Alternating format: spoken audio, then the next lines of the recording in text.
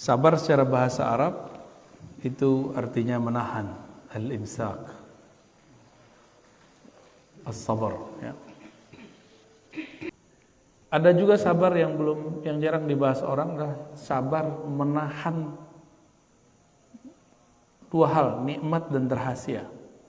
Orang-orang yang sabar itu akan disempurnakan ajrahum, balasan mereka, reward bagi mereka, bighairi hisab, unlimited.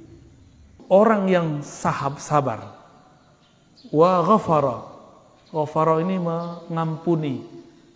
Allah itu kan ghafur.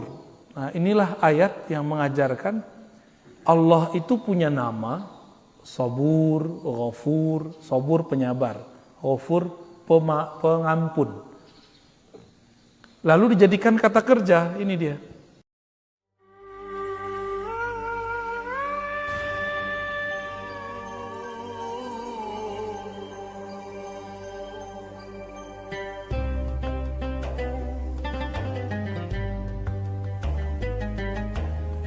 Sekarang kita masuk ke bab as-sabar, ya, bab sabar. Sabar secara bahasa Arab itu artinya menahan, al-imsak, as-sabar. Ya. Sebelumnya mari kita baca surah Al-Fatihah. Semoga Allah membuka pikiran kita semua, memberkahi pengarang kitab ini, dan menyampaikan salawat kita kepada baginda Rasul SAW. Al-Fatihah. Bismillahirrahmanirrahim. Ya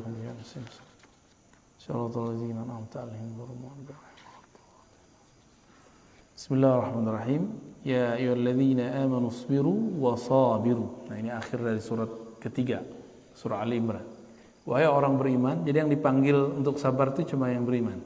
Ya ayyuhalladzina amanu isbiru, wahai orang beriman, isbiru, bersabarlah, bertahanlah. Wasabiru, dan berwasiatlah satu sama lain dalam kesabaran. Nah, jadi kalau di rumah tangga, kadang kita yang sabar, kadang pasangan kita yang sabar.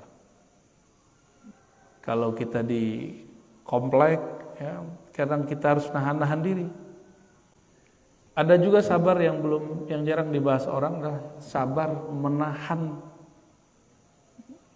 dua hal, nikmat dan rahasia. Menahan untuk tidak posting nikmat yang kita dapat, habis dari mana posting. Itu kalau teman-temannya iri, ya selesai sudah, nanti dikomentarin macam-macam. Karena ada ungkapan kullu man'umin mahsud. Setiap orang yang dapat nikmat pasti kena hasad. Pasti ada yang hasad sama dia. Ya. Setiap orang-orang yang dapat nikmat pasti ada yang hasad. Jadi jangan sering-sering posting keluar kota, posting lagi di mall mana, nggak usah. Ya. Keluar negeri. Kalau orang lain biarin, orang lain yang posting kita biarin. Ya. Karena ada beberapa kawan itu nggak kuat ya melihat orang lain dapat nikmat, nyesek dadanya. Ya.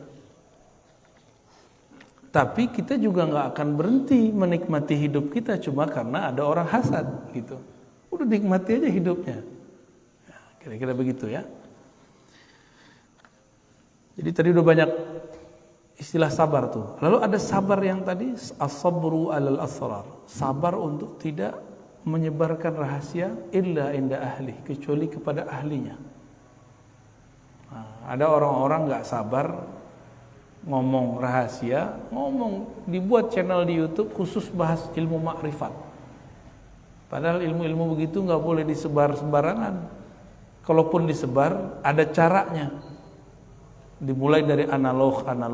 Jadi ilmu rahasia setinggi apapun itu bisa dijelaskan, tapi pakai analog. Karena di Quran itu analog itu banyak. Allah menyebutkan mathalul ladzina, masal ya, perumpamaan, maka Imam Ibnu Qayyim nulis kitab namanya Al-Amsal, permisalan, analog ya. Kadang-kadang kita nggak sabar ya. Ada kawan saya sekarang dia manhaj dakwahnya agak berbeda ya. Dulu waktu dia berdakwah, dakwah di kapal, ada orang minum-minum. Assalamualaikum. Ada orang suka minum-minum. Langsung mau dia labrak itu orang. Namanya orang mabuk, mabuknya masih separuh, itu bisa main golok. Udah hampir dibunuh itu Ustadz. Karena gak sabar ingkar kepada orang yang sedang mabuk. Jadi mau ingkar saja ada caranya, gak boleh asal ingkar. Nah, maka setiap, di sini ada namanya ukuran kedewasaan jiwa. Ada kedewasaan ruh. Ruh itu dewasa kalau dia mampu menahan rahasia-rahasia Allah dan mengerti rahasia-rahasia Allah. Kalau jiwa yang sabar, itu menunjukkan jiwa itu sudah tua, sudah matang, walaupun tubuhnya masih muda. Ya, kan banyak orang udah tua badannya, tapi kesabarannya nggak ada, ya, nggak sabar dari semua yang tadi. Baik, saya juga perlu kesabaran ngajar. Dulu waktu kita awal-awal ngaji, itu yang hadir cuma 3 orang, ya. Itu ada di Ciputat dulu 3 orang, lama-lama jadi 13 orang, lama-lama 30 orang. Maka kita nggak sedih juga orang ngaji berapa aja, saya udah biasa. Orang sekali datang 3 ribuan, orang sekali datang 10 ribuan, itu udah biasa, udah sama rasanya, udah hambar rasanya, ya. Karena ngomongnya sama aja. Satu hal yang membuat kita senang. Jadi orang-orang kalau sabar adalah hiburan dari Allah. Setiap majelis yang kita buat itu dihadiri malaikat-malaikat Allah. Ya. Bapak ini buat majelis istiqomah aja. Itu malaikat ngabarin ke malaikat yang lain. Pengurus masjid itu kalau nggak sabar gawat itu. Jadi guru harus apa aja dimensi hidup kita harus punya as-sabr, ya, kesabaran. Nah, semoga sifat sabarnya ada dalam diri kita semua. Nah, sabar itu mesti diuji. Maka ada indikator-indikator untuk mengujinya. Ada media-media ya untuk mengujinya. Nah, nanti ada indikator kesuksesannya, ya. Apa aja medianya? Nah, dalam surah Al-Baqarah ayat 155, media-media untuk menguji kesabaran. Medianya bukan sosial media, ya. Perangkat-perangkat yang Allah siapkan untuk menguji kesabaran. Ayatnya kita sudah hafal semua barangkali. وَلَنَبْلُوَنَّكُمْ بِشَيْءٍ مِّنَ الْخَوْفِ وَالْجُوعِ وَنَقْصٍ مِّنَ الْأَمْوَالِ وَالْأَنفُسِ وَالثَّمَرَاتِ وَبَشِّرِ الصَّابِرِينَ. Jadi pembuktian benar kan ya orang sabar. Maka diberilah beberapa alat uji. Pertama, bisyai'in, kami akan nabluwannakum, sungguh kami akan uji kamu. Jadi ini Allah ngomong pakai sungguh. Sungguhnya 2 kali, ada lam dan nun. Wala nabluwannakum. Lam pertama menunjukkan sungguh. Lalu nun di belakang menunjukkan kesungguhan. Berarti 2 kali. Sungguh benar kami akan menguji kamu dan selalu menguji kamu. Karena ini menggunakan kalimat dalam bahasa Arab disebut fi'lun mudhari', ya. Kata kerja yang aktif dan selalu berlaku. Sungguh kami akan selalu menguji kamu. Dengan apa? Bisyai'in. Syai'in itu dalam bahasa Arab sedikit saja. Bisyai'in minal khauf, sedikit saja dari khauf, rasa takut. Waktu pandemi ada rasa takut kan? Awal-awal pandemi kan Depok yang nomor 1, ya. Bener. Depok yang kena, yang tutup kompleknya di daerah Kalimantan. Kita baru dari Kalimantan, Pak, malam tadi saya baru sampai. Yang tutup kompleks itu yang kena Depok, kan lucu. Ya itulah bisyai'in minal khauf. Nah, khauf ini disebarkan melalui berita-berita, kata-kata orang. Galak bener itu dulu, ya. Kita ikut jaga-jaga dulu, ya. Komplek kita paling ini, kalau komplek Pak RT Pengasinan aman nih Pak Fahmi. Ya santai-santai aja. Karena orangnya sudah dewasa ya. Tapi kalau di sini kan kompleknya newbie Pak ya. Komplek baru. Bisyai'in minal khauf. Nah ini pelajaran ke depan. Kalau kita nggak usah terlalu over menanggapi salah satu yang menakutkan. Ya. Bisa jadi ke depan virusnya bentuknya ada lagi. Dan saya sudah berkali-kali mengatakan ini WHO ngomong bahwa virus ini ada 6. Padahal virusnya waktu itu baru 1. Loh, kok dia tahu? Berarti dia dan yang buat virus udah kontak-kontakan tuh ya. Lu punya virus berapa gitu. Ujung-ujungnya ya bisnis. Tapi nggak ada perasaan tuh orang, nggak ada sisi kemanusiaan itu. Dan ini yang disebut kerusakan jawra, zulma, kerusakan yang di muka bumi yang itu rata. Nggak ada satu negara kecuali kena. Nggak ada Pak negara yang aman. Semuanya kena, minimal kena beritanya. Wal ju', lapar. Nah ini berat ini. Ya.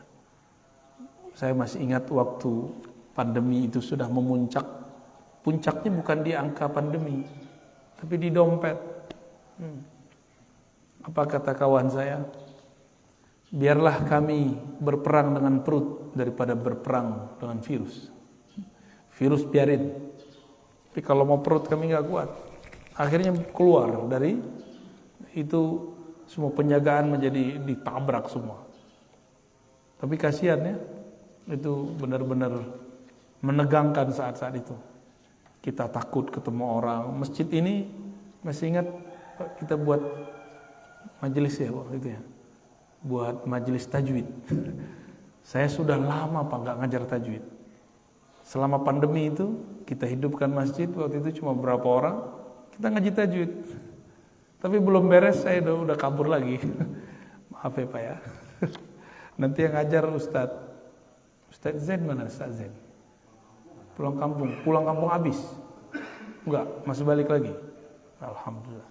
Seharusnya beliau tuh yang ngajar tajwid. Masa kita semua yang ngajar, udah hadis kita yang ngajar, Quran kita ngajar, tajwid yang ngajar, tamak banget saya itu ya. Terpahala sama saya semua ntar. Wa naqsin minal amwal, ya. Dan kekurangan sedikit kuat, naqsin min. Nah, ini menunjukkan sedikit kurang dari harta. Selama pandemi, masya Allah juga banyak orang yang tadinya gajinya wow ya, mobilnya wow, perumahannya wow, tapi semuanya kredit.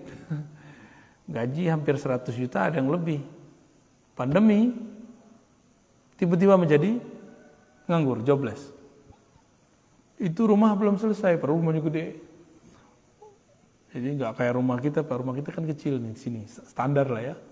Mobilnya masya Allah. Itu dia bingung, ya banyak juga yang stres. Maka kemarin itu lebih banyak orang meninggal karena stres daripada virus. Ini hemat saya loh ya. Karena kita teman-teman saya yang meninggal sebelum kena virus ke apa, tapi kebanyakan dia stres duluan. Gimana nggak stres? Orang udah sakit, satu ruangan sendiri, stresnya tuh. Wah itu lebih dahsyat stresnya. Kalau dia nggak belajar ilmu mengenal Allah, maka dia nggak tahu cara memanfaatkan kesepian itu. Ya, kalau saya dulu emang senang sepi-sepi Pak.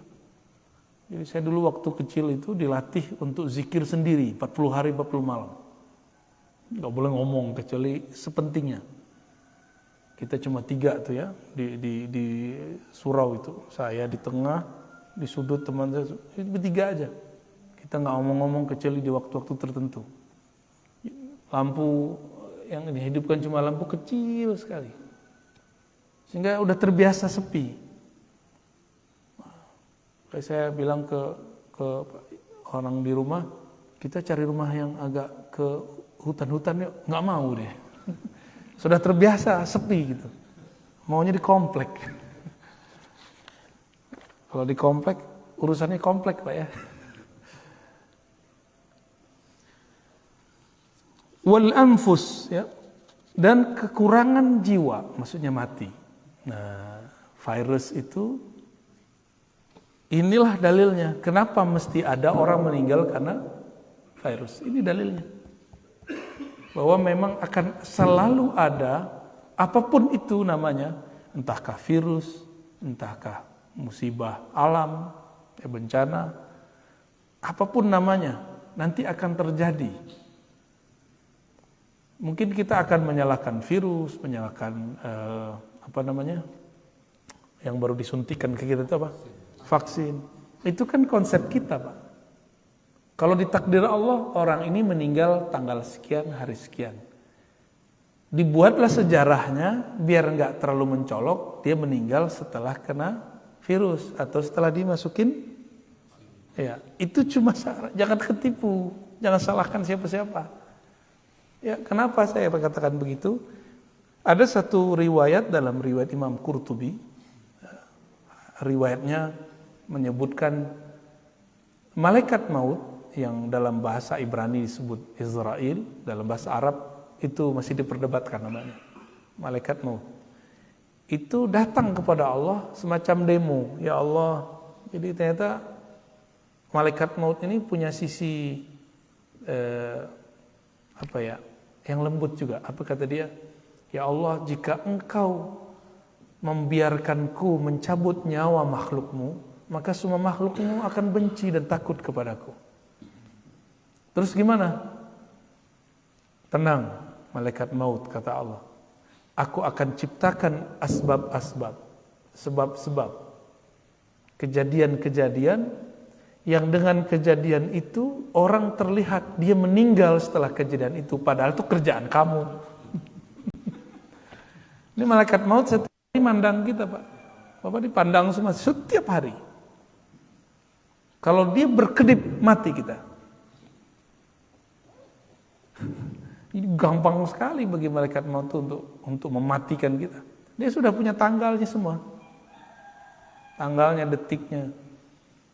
Ya, jadi kalau ada kawan kita meninggal karena virus, bukan karena virus itu yang membunuh dia. Banyak kok orang kena virus di luar sana, nggak mati-mati kok.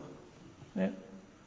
Kawan kita tiap kali ada virus ini ada 3 ya, kena terus Pak, nggak mati-mati. Positif terus dia, nggak mati-mati. Karena emang takdir dia belum mati dengan virus itu. Mungkin dia mati nanti. Ini wanaksin minal amwal. Tapi orang kan nggak sabar, orang kemudian menyalahkan ini, menyalahkan itu. Ya. Wathamarat, nanti akan ada juga ujian paceklik, kurangnya buah-buahan, kurangnya bahan makanan. Nanti orang nggak akan sabar, ya. Berarti ada berapa perangkat-perangkat alat uji kesabaran. 1, khauf, berarti psikis. Ju', fisik. Lapar, harta berkurang, berarti fisik, materi, al-anfus juga fisik manusia. Jadi ujian terberat itu justru psikologi, ya, psikologi kita yang dihancurin. Maka dimulai dengan kata khauf, lapar nomor 2. Maka hati-hati konsumsi berita. Alhamdulillah saya sudah nggak nonton berita Pak. Kalau orang ngasih tahu, kamu udah lihat belum berita ini? Baru kita cari di YouTube. Jadi saya nonton berita itulah di YouTube. Jadi nggak mau membuat kita terpapar setiap hari dengerin berita. Itu kan konyol orang hidup hari ini. Ya, menurut saya itu kekonyolan. Untuk apa dia dengerin sesuatu yang nggak penting dia dengerin? Kan buang-buang memori. Ngapain nggak dengerin Quran aja, dengerin ngaji aja? Ya. Kan sama aja kan dapat berita. Ini berita dari Allah, ini berita dari makhluk. Pilih mana? Ya, alhamdulillah kayak dunia ini lebih nyaman. Jadi waktu pandemi lagi ramai, saya nggak mau dengerin. Makanya kita waktu itu udah hidupin masjid ya. Sama beliau nih kita hidupin masjid. Ya, orang-orang bahlul sekomplek ini. Orang pada takut kita buat majelis di sini. Ya. Ada berapa orang itu Pak? Ya, 5 orang ya. Ini beliau nih, Pak mantan RT kita. Juga sama. Ya, ada satu lagi yang Pak Guru mana nih Pak Guru nih? Pak Rohman. Nah, itu dulu kita bareng-bareng tuh. Ya, ini akan terjadi terus. Jadi jangan dikira ini cuma terjadi di masa lalu. Besok terus, Pak. Jadi bukan karena WHO yang ngomong. Jadi saya tadi menggambarkan begitu, bukan berarti saya benci juga sama WHO, enggak. WHO itu dan teman-teman dia, teman-teman gelapnya dia itu, ya ini bagian dari realnya. Ini ayat tertulisnya, mereka itu ayat nyatanya. Nyatanya memang ada begitu. Ya. Dan syukurnya orang Indonesia ini kan makhluk paling santai sealam semesta, Pak. Bukan sedunia, sealam semesta. Langit aja tegang, Pak. Di sini santai aja. Paling santai, alhamdulillah. Jadi kita ini punya habit kesantaian yang di atas rata-rata. Kawan-kawan kita di Singapura aja itu mereka sangat disiplin. Disiplin itu bagus, tapi terlalu disiplin tegang juga ya. Kita ini ya jujur aja, kita kan nggak disiplin. Benar nggak? Tapi kita hidup itu justru dari ketidakdisiplinan itu, Pak. Ya. Maka mohon maaf, saya tidak suka membandingkan negara kita dengan negara jiran, dengan negara Amerika, Prancis, Jerman. Saya nggak suka. Kemajuan kita justru dalam kesantaian itu. Jadi jangan kemudian mengatakan, oh Indonesia ini begini ya. Ya, kamu nggak tahu inilah power of Indonesia, Indonesian, ya. Indonesian power lah ya, al-quwah, al-Indonesia. Kekuatan orang Indonesia itu di santainya. Bapak coba lihat orang Indonesia jalan. Lihat orang jiran jalan, beda Pak kita jalannya. Benar nggak? Maka sekarang muncullah istilah kaum rebahan. Waduh, Masya Allah. Itu kan bahasa lain dari kesantaian.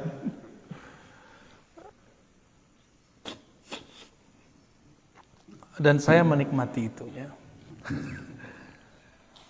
Tapi sesantai-santainya dia harus punya waktu serius.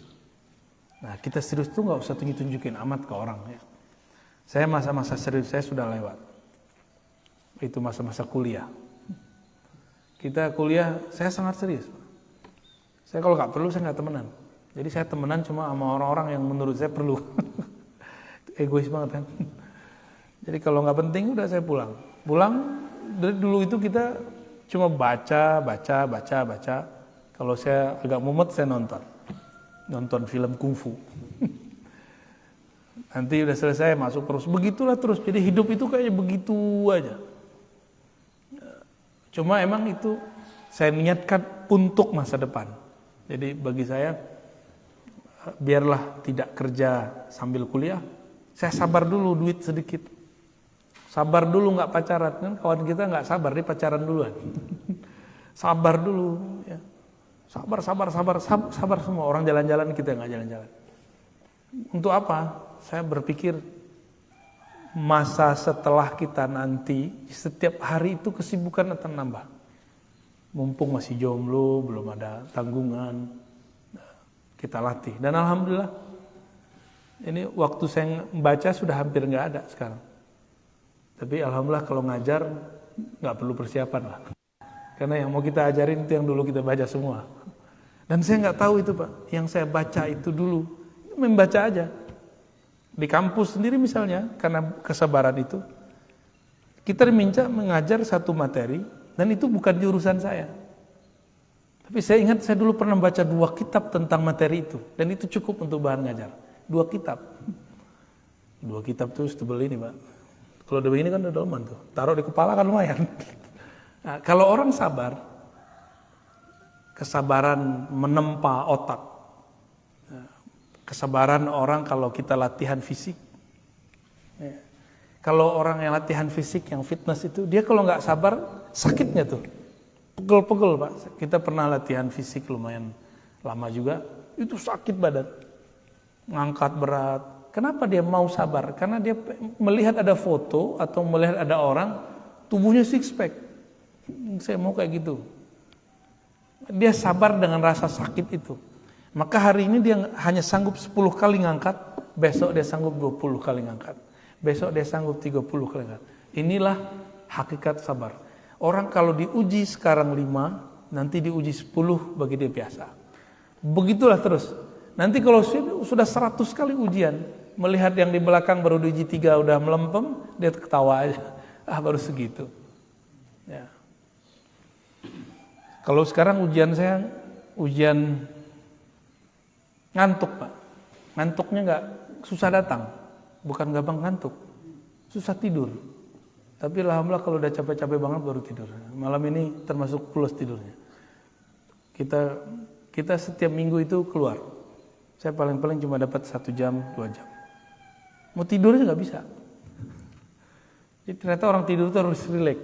Nah, ketemu lo polanya. Oh, harus rileks. Dalam rileks itu kita bisa tidur walaupun cuma beberapa saat. Rileks itu kalau bagi psikolog mungkin dengan cara conditioning. Tapi kita kan belajar zikir. Ternyata dengan zikir itu lebih dahsyat. Gitu. Maka orang yang tidurnya 1 jam, tapi dalam zikrullah itu sama seperti orang yang tidur 8 jam. Ini dia saksinya nih. Ya.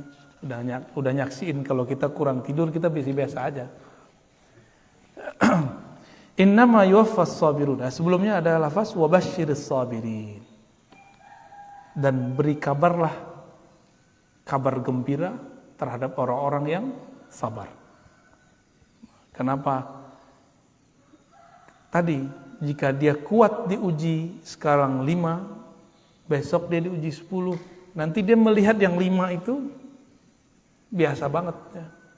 Ini contohnya bapak nih, melihat anak-anak kita sekolah. Bagi anak sekolah, pelajaran dia sudah musibah besar itu ya. Selama pandemi kita jadi tiba-tiba mendadak jadi guru ya. Gak pernah kuliah keguruan, tiba-tiba jadi guru. Benar gak? Makanya marah mulu mana. Guru aja marah Pak, tapi kita ini marahnya berlebihan. Makanya saya memilih untuk tidak ngajar anak saya ya. Kita serahin ke ahlinya. Walaupun saya seorang guru, tapi kan saya bukan guru anak kecil. Saya guru mahasiswa. Kalau guru mahasiswa kan kita bisa ngobrol. Anak kecil gimana mau ngobrol? Nah, karena kita, wah ini gak benar ini. Kok kita memarahin anak sendiri dengan cara yang tidak benar. Tapi kita melihat, iya pelajaran anak kecil itu kan ringan bagi kita, benar gak? Nah, kenapa orang tua bisa marah ke anaknya waktu ngajar? Karena dia punya pandangan, ini kan mudah, kok anakku gak bisa paham? Nah, dia memaksakan kemudahan dia pada kemudahan anak. Berarti dia gak menerima realita. Kalau anaknya masih anak-anak. Jangan hukumi anak itu dengan hukum anak remaja atau dewasa. Jadi kalau gak sanggup ngajar anak, serahin ke orang, ya. Serahin ke guru. Wabasyiris sabirin, beri kabar gembira lah orang-orang yang sabar. Orang sabar ini pasti dapat farhan nanti, kebahagiaan. Innama yuwaffas sabiruna ajrahum bighairi hisab. Surat Az-Zumar ayat 10. Orang-orang yang sabar itu akan disempurnakan ajrahum. Balasan mereka, reward bagi mereka bighairi hisab, unlimited. Unlimited, tanpa ada lagi hitungannya. Jadi kalau orang sedekah ngasih 1 dapat 10, ikhlas sedikit 700, ikhlas bener, nah itu, ikhlas terlalu ikhlas, puncak ikhlas itu sama dengan sabar, itu unlimited. Jadi kenapa ada orang-orang kafir non muslim dia dapat keberkahan dari usahanya? Karena dia mau memberikan promo itu kan bagian dari memberi. 1 dia memberi, dia dapat 10. Itu kaedahnya. Jadi siapa saja di muka bumi ini yang memberi, bakar duit istilahnya, ya, maka dia akan dapat 10 kali kelipatan keberkahan, mukmin ataupun kafir, sama. Karena itu dalam bab rahmaniyah Allah. Allah ini kan ada Rahman, ada Rahim sifatnya. Rahman untuk semua makhluk. Nah, mereka itu dapat rahmannya. Maka dia promo. Orang kita yang muslim kan enggak. Barang bagus tapi nggak pernah promo, akhirnya nggak laku-laku. Begitu juga dalam hal-hal beragama, ya. Innama yuwaffas sabiruna ajrahum bighairi hisab. Dulu saya dilatih oleh guru saya untuk zikir awalnya 1.000. Terus beliau perintahkan 5.000. Terus perintahin 11.000. Terakhir suruh 70.000. Habis itu beliau bilang, udah sekarang mau bebas, mau zikir berapa aja boleh. Jadi ternyata angka-angka ini cuma latihan. Udah zikir, pernah ngitung zikir nggak Pak? Nabi kan ngajarin 33, 100, 70 ya. Itu kan latihan-latihan semua. Pagi 100 itu satu zikir. Kalau kalimatnya ada 5, ada 500. Berarti 500 kali kita melatih. Kalau kalimatnya 10, udah 1.000. 1.000 kali kita menyebut nama Allah. Ternyata latihan-latihan ini dilakukan oleh istri-istri Nabi. Juwairiyah, Sofiyah, sahabat Nabi, Abu Hurairah. Itu mereka punya alat tasbih untuk latihan zikir. Cuma sekarang orang udah jelas riwayatnya begitu, mereka kemudian karena dari awal sudah anti tasbih, akhirnya mengharamkan itu dan sibuk di situ. Padahal intinya zikir, bukan di tasbih, nggak pakai alat tasbihnya. Jadi kita kadang-kadang gagal fokus. Ya, yang penting itu zikir, masalah cara itu terserah. Boleh pakai tangan, boleh pakai biji, karena itu ditunjukkan semuanya dalam hadis Nabi. Ya. Adapun orang yang melarang, dia salah terjemah riwayatnya. Di riwayat itu kan Nabi ngomong, maukah engkau aku tunjukkan yang lebih afdol daripada menghitung pakai tasbih, pakai alat biji? Aku tunjukkan yang lebih afdol. Nabi nggak bilang itu tidak benar, kamu nggak boleh pakai biji tasbih, enggak. Nabi cuma mengatakan yang lebih afdol. Maka muncullah kalam. Tadinya sahabat Nabi baca subhanallah bihamdi subhanallahil azim. Itu zikirnya. Dibaca oleh beliau, istri Nabi Juwairiyah dan Sofiyah 4.000. Jadi bijinya 4.000. Itu biji ditumpuk 4.000 Pak. Dulu kan belum ada, belum digabung pakai tali dulu. Jadi boleh minta subhanallah bihamdi subhanallah bihamdi subhanallah 4.000 biji tasbih. Ternyata dalam ilmu zikir, jadi ilmu zikir ini beda dengan ilmu fikih. Ilmu zikir ini ada kurikulumnya. Kurikulum pertama menghitung. Hitung dulu, sabar nggak hitung. Setelah istri beliau matang dalam menghitung, maka beliau mengajarkan kurikulum berikut yang lebih tinggi daripada menghitung. Nih zikirnya. Subhanallah bihamdi ada khalqi wa zinata arsyi wa wa midada kalimati. Engkau jika baca ini sama dengan zikir 4.000. Jadi dalam bab tentang keilmuan zikir, ada satu zikir kelipatan 4.000. Jadi saya ngitungnya satu lafaz ini sama dengan 4.000, bahkan lebih. Tapi sebelum sampai ke situ, kita harus ngerti dulu, jalanin dulu yang ini. Gitu. Kami dulu dapat tugas meneliti hadis. Kalau sekarang, kalau tahu caranya Pak, meneliti hadis cukup pakai Google. Di Google itu nggak selamanya juga jelek ya. Ya, kalau bagi saya peneliti, itu hadis-hadis, itu kita teliti. Awal-awal saya dulu belajar meneliti hadis, itu manual. Masuk ke perpus, cari pengarangnya, kumpulkan 10 kitab. Kita cari, satu-satu, manual. Dan itu nikmatnya bukan main. Kesabaran mencari itu, nggak tahu ada, apa istilahnya, kalau orang bahagia itu, hormon endorfin, apa namanya? Ya, tiba-tiba itu terasa, ada kecanduan di situ. Jadi orang olahraga, itu kan badannya kemudian mengeluarkan hormon itu, hormon bahagia. Sama dengan orang berlelah-ria dalam bekerja, berpayah-payah dalam meneliti, dia akan mencoba, akan merasakan itu. Lalu kami baru menggunakan aplikasi. Dulu belum ada di Google, belum banyak. Pakai aplikasi. Terakhir sekarang aplikasi itu udah masuk ke Google, Play Store segala macam. Tinggal search langsung keluar. Kalau nggak tahu kaidah awal, kita nggak bisa mengetahui ini hadis gimana. Karena di Google banyak sekali.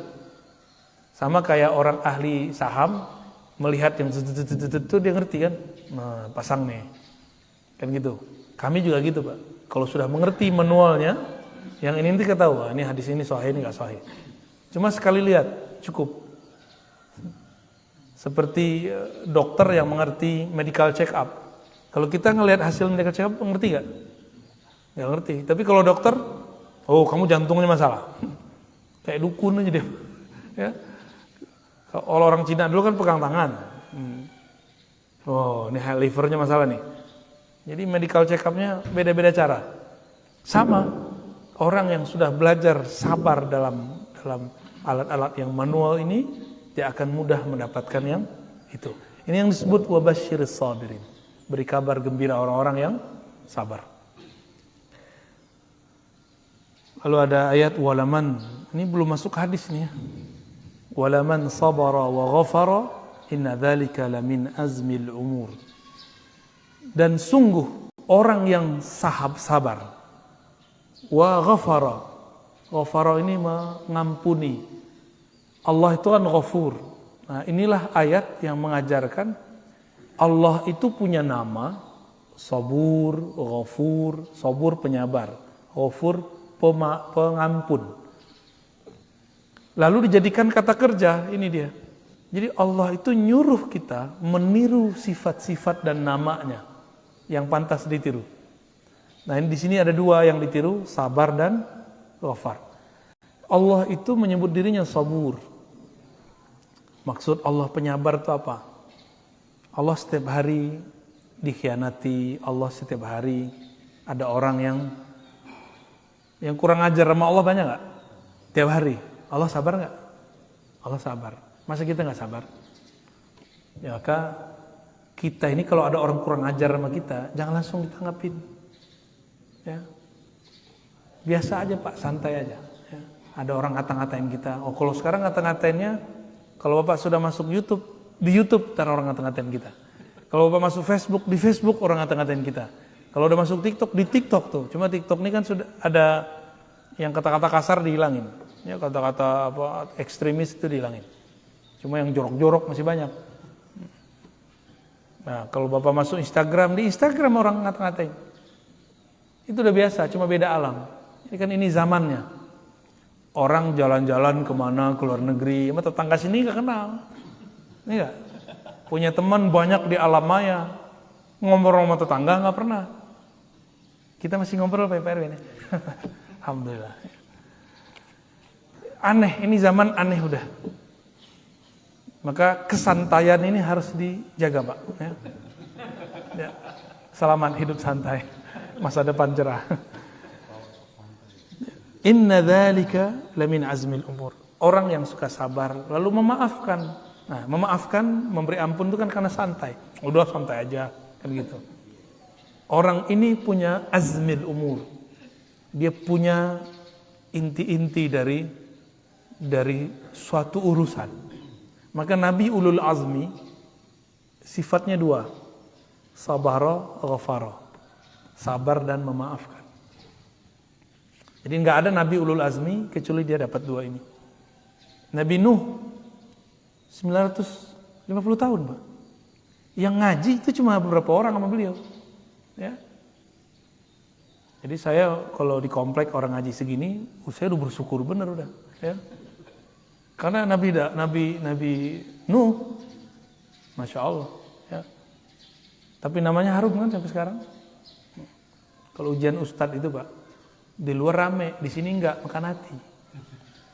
Nah, tapi karena saya sudah biasa sepi dari dulu, itu biasa aja. Ya, dulu yang ikut cuma 1, 2, 3 itu kita baca dulu. Ini biasa aja udah. Maka orang kalau langsung terkenal itu bahaya. Kan sekarang banyak orang yang nggak sabar untuk syuhrah. Nah, ini kalau terjadi, maka adalah ustadz stres. Pernah udah ngeliat ustadz stres belum? Saya udah ketemu ada ustadz stres, gila udah miring. Ngomong-ngomong sendiri, kayak ceramah sendiri. Pengen terkenal, posting sendiri. Ya, nge-like sendiri. Lah nggak ada yang nge-like. Paling teman dia aja, ponakan dia. Kita itu nggak usah berpikir ke sana. Kita itu berpikir apa yang bisa kita buat. Nah, mau sabar di situ, maka disebut punya azm. Nah, Nabi Nuh itu disebut Nabi Ulul Azmi karena dia nahan itu 900-an tahun. Ya.